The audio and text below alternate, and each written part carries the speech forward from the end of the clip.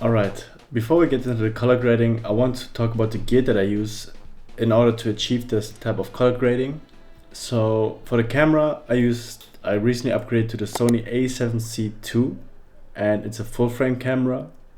And with that, I use the Tamron 17-70 f2.8 lens. It's not a full frame camera lens, but with the crop mount on the a7C II, it works perfectly fine. I also pair it sometimes with the Sony 10-18 f.4. It's my vlogging lens, but I like to have the 17-70 on for the most part because it's so versatile with the focal ranges. On top of that, I use a variable ND filter which has 1.5 stops. It helps me to regulate and stay with my base ISO. I will come to that in a bit. Just what I use to edit, it's my MacBook M1 from 2020. It does get the job done. There are some tips and tricks that you can use in order to color grade, and still, you know, when color grading gets heavy, it's super hard on your laptop. I have some tricks that will help. Obviously, proxies are a way to work around this, but there's also another thing I'll show you in the screen recording. Now for the important part, the settings within the camera itself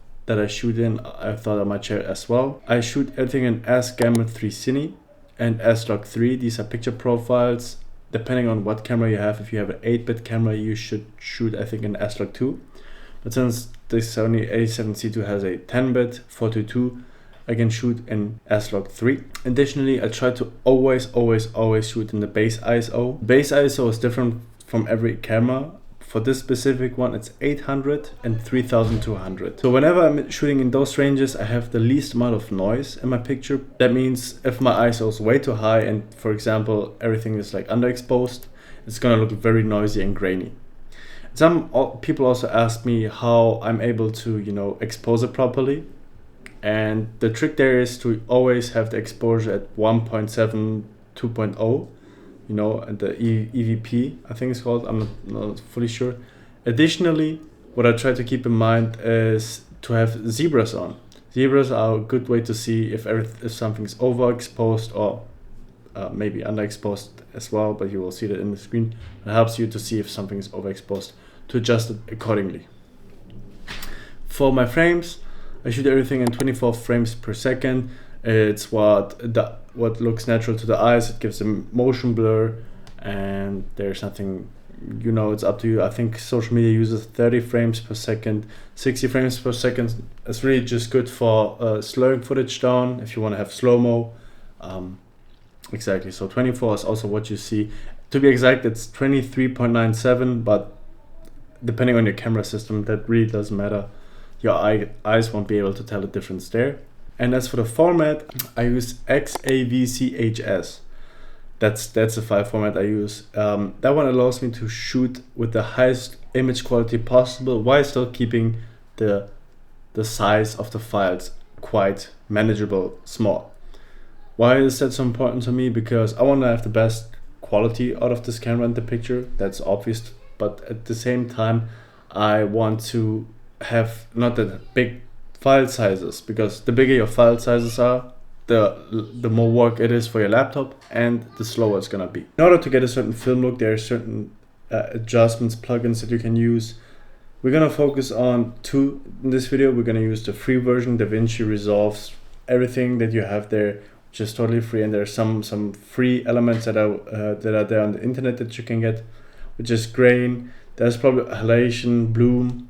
These are three things that will make your footage look more like film.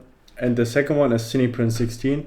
It's a plugin which costs around $47 or some, yeah, it should be around that. It's a very easy click, drag and drop onto your footage and everything is done. It's super simple and gives you that film look that everybody wants to go for. We're also gonna go through that, how I color grade with CinePrint 16. However, before we get into all these inside of Davinci, I want to go through my settings for Davinci Resolve, the general settings, the preferences, and the export settings, specifically for my MacBook Pro MacBook users out there. For Windows, it's gonna be slightly different perhaps, and I'm gonna save the export settings for last because it's very crucial. I've came to a conclusion that whenever I exported my footage, it looked quite different from what I saw inside of Davinci. So that one is really crucial. I'm gonna show you guys in the end, but first let's go over the general preferences. And under general, you wanna activate use 10-bit precision in viewers if available. Use Mac display color profiles for viewers and automatically tag Rec 709 scene clips as Rec 709A. Automatically check for any updates. And then just click on save. That's that. And down here, click on color management. And here you want to use the color science Davinci YRGB. Additionally, time color space is Rec 709A. Color space is Rec 709C. Once you have the settings done, you should be ready to drag and drop everything that you need on your footage. The thing that I mentioned about when you color grade and your PC is gonna slow down eventually, maybe not, mine does. So you can go here on playback and then click on playback, timeline playback resolution. You can just put it on half or quarter depending on your needs. However, very important, if you're gonna export it later on, and I'm gonna show you the exporting settings, don't export it with half or quarter. You wanna always export in full. So to keep that in mind. Starting off, we have this footage right here in my city. The sun is about to set, the lights were in lines. The footage right now looks grayed out. That's how it's supposed to be. Now we go into the color tab of Davinci, and we're gonna create, before we create it now, we're gonna put the color space transform effect on top of here, this one. So now we have this, the color space transform. Here we want to use the input color space, which was in my case the Sony S-Gamut 3 Cine, and the input gamma was S-Log 3. Boom. Already have some nice colors. However, output color space, we're going to use Davinci White Gamut, and now it's already looking way more gray again, and Davinci Intermediate. This just allows me to be more precise with the colors later on. Then we're gonna create a new node here all the way in the end, which is gonna also have the color space transform. And for this color space transform, why did it move like that? Okay, yeah. Drag and drop. And here we're gonna use Davinci White Gamut, Davinci Intermediate, Rec 709, and Gamma 24. Alright, this one looks already way better. Something we can work with. But now we want to have some nodes in between. So we're going to have in total 1, 2, 3, 4, 5, 6 should be the right amount. We're going to label these nodes here. This one is a CST, so we know this is CST. This one's going to be exposure. This one's going to be white balance. This one's going to be highlights. I have written it wrong, but contrast, and saturation. These are the main ones that you use for color correction. The color grading part is when you add your creative parts, but you want to first color correct your picture. And from here we're gonna press Option P to create a parallel node. This is going to be like more our creative outlet, our film vibe type of looks that we want to achieve. I'm gonna go into these one later in depth, but here we wanna note the label, temperature, camera shake, cam shake, dust, and flicker. Gonna go over these in a bit, but that's what we're gonna keep in mind. Here we're gonna create an additional node, Option S. I know it's a lot of nodes, but we're almost done. Here we're gonna create another one, and then the important thing is to make a compound node. I don't know why it's always creating this one. Now we have this one, and we're gonna create inside of this one another one. Here we're gonna put another CST, because when we put our creative LUT on top of everything, it's gonna look different. So that's why we have to go back here. We have Rec 709, we have Gamma 24, we're gonna use Rec 709, and now for the creative part here, Xenon Film Log. And here we can just add LUTs. Here you can choose whatever you like. I like to go with film logs and then choose one of the last 4 here. Yeah, I'm playing around with the LUTs here. I think this one is the one that I like. Yeah, that's the type of LUT that I was looking for. Now we're not going to stay in this one anymore. We're gonna go out. And now it's time for the, well, correction part. We're gonna start with the exposure. I just will increase the exposure a tiny bit because it's actually I want to decrease it because the highlights are also quite strong. We're gonna put it at -07. It's not that much. The white balance is quite okay. It's not out of place. We're just going to adjust it a little bit here. Yes, that looks fine to me. Easily. Oh, I didn't want to deactivate this one. Going to. By the way, if you want to activate or deactivate, yeah, my shortcut also, the one that you should have is Command D. You can activate and deactivate a certain one, or just press on the number. I struggled with it before, that's why I'm mentioning it. Highlights, you can just put the highlights down. The highlights are just basically the brightest parts of your footage, and in this case, just quickly gonna reset the highlights here.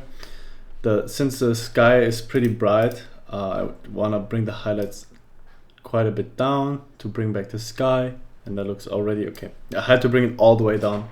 That looks already way better to me. As for the contrast, I'm gonna play with the offset here. Yeah, I like it with a little bit. That looks way more cinematic to me. Now for the saturation, a very important part here is to right click and then go on color space and click HSV. Don't pin me on why this way.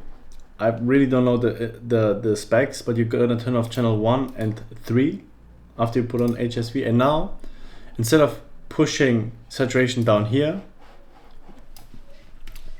we're pushing the gain wheel, which allows us to play with the saturation way more. And now you can see the colors are way better. We push them out.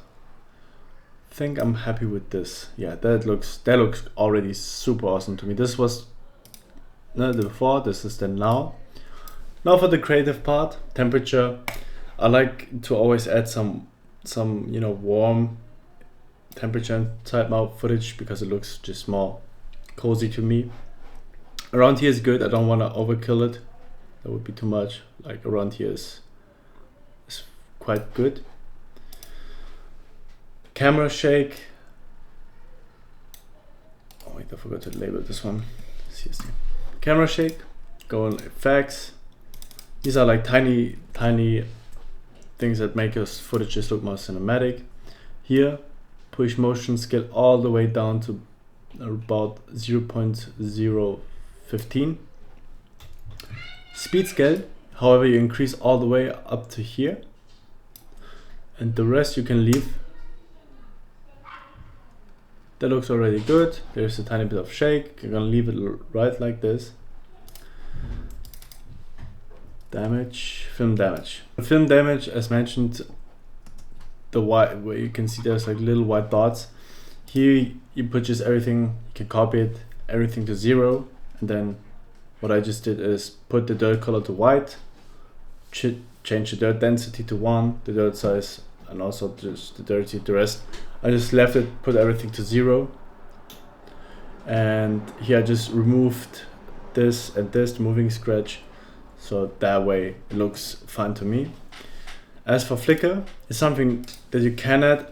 I don't specifically like the way it looks in the free version, but I'm gonna show it to you guys regardless. So basically, clicking on here, the effects, to activate it here.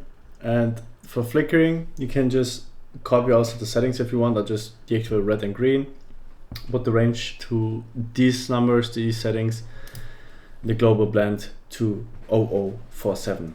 So therefore, it's looking like it's shot in a projector, like an old movie projector, which is pretty nice.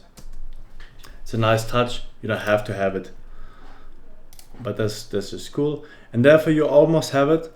There's just one additional thing that you can do, that if you want to have it on a free version, you can add grain. And the way you add grain, I'm gonna show you guys. So you can just download it online. I'm gonna find a link and put it down below where I found this one. So you put the grain here. All you gotta do is put it on add, and then just reduce the opacity to around here is good for me. So now you have this really filmic look with the grain on top. Hey, aus, Joey, aus. Hey, aus. How I color grade for free with all the tools that I have inside of Davinci Resolve. Now I'm going to show you guys how I now color grade with CinePrint 16, which is a very chill plug and play, drag and drop plugin for Davinci, very strong. And for that we're just gonna use the same footage just to show you guys, and then also a different one, how easy it is and the difference in footage, how it's going to look like. You have the footage here, and in order to get your Davinci CinePrint 16, you click here into gallery, power grades, and here you can just click on import and then import the color grade. And now all we do is drag and drop, and as you can see, all the grades have been already done. All the node trees, you don't have to get overwhelmed. I'm going to walk you guys through it. I don't have the premium version of Davinci Resolve, so for me, I don't have grain, so I have to deactivate it. But I showed you a free way to get grain for your footage. So here the process begins again the same. You start with the CST.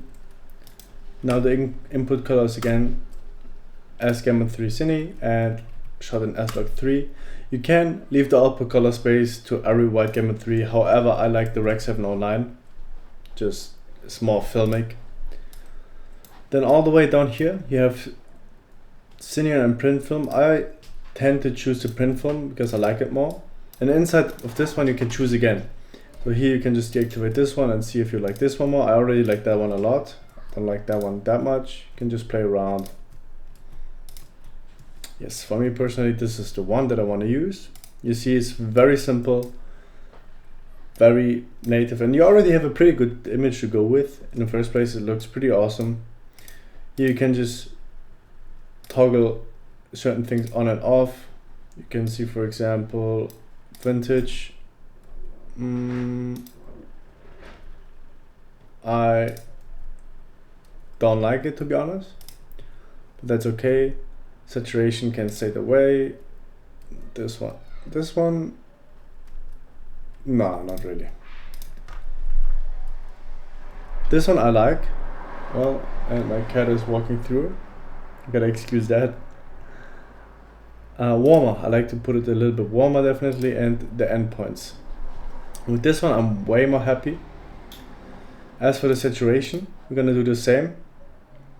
We can just go here, put it on HSV, channels 1 and 3 turned off, and increase the gain of the saturation.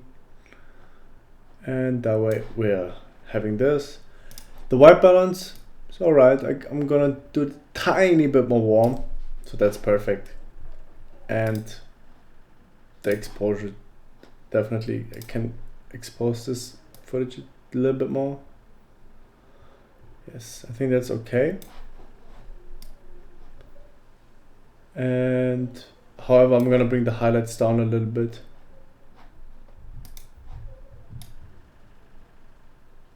Yeah, like that. And already, like I said, you just have to click around and see what works, what you like, what you don't like. But already, just like that, I think there's this pretty nice picture footage without having to do all of that what we did before. You can see the difference. This is very grainy, I just realized, but now this is the difference. This is what I color graded by myself, and this is with CinePrint 16. Both have their own unique ways, own unique touches. You don't have to have it, but if you particularly like this one, then just go for this one.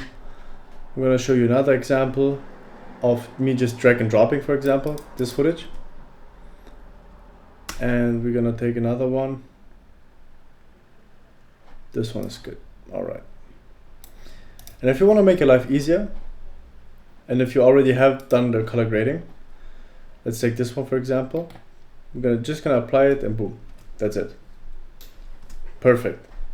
Obviously you can then do your tiny adjustments, and you see it's a little bit laggy, so what you're gonna do is click on playback and then on timeline resolution put it on half, and then it's a little bit better, but it's still laggy because my MacBook is super old. But just like that. And for this one I'm gonna use my previous color grading, and that one didn't work out at all. When you use the CinePrint 16, that one looks better. But here, once again, you can just adjust everything to your needs, to your likes, whatever fits the vibe, whatever fits the picture. Maybe you don't want to have it that warm. Maybe you want it a little bit more warm here with the temperature. You can increase it, decrease it. So there's a lot of ways to just play around with it. But like I said, it's very simple. Once you have it done, you can do your corrections inside of the footage again. So you don't have to start all over from zero, and you already have something that you can work with, which is quite awesome. And it saves a lot of time. Very easy, plug and play. As you saw with my footage that I color graded by myself, it's a little bit more of a headache to then color grade the picture again. But with the CinePrint 16, it's a little bit more, well, more chill. Let's talk about exporting all of this. You want to go to your custom exports. I use format QuickTime using codec 265, which is also the one that is the best suitable for what I shoot with. And here I toggle these on, use hardware acceleration, network optimization, timeline resolution I don't touch, frame rate I don't touch, quality I leave it as it is. Pixel aspect ratio I use square width, and here the color space tag is Rec 709, and my gamma tag is Rec 709A. And here, these are very crucial to toggle on. Use optimized media, use render cached images only, and force sizing to highest quality, force debayer to highest quality. This is important to get the highest quality, as obviously as mentioned. And other than that, you just are ready to go. You have your footage and you can just export everything to your likings. That's it. It's a very quick tutorial. However, it's also complicated at the same time. I hope that you were able to take something away from this. And if it was helpful, share it, drop a like and subscribe. And if you have any questions, please let me down in the comments below. I would like to answer whatever I can, or anything else that you would like to know in future references, just let me know. That's all I got for today. And yeah, see you in the next one. Peace.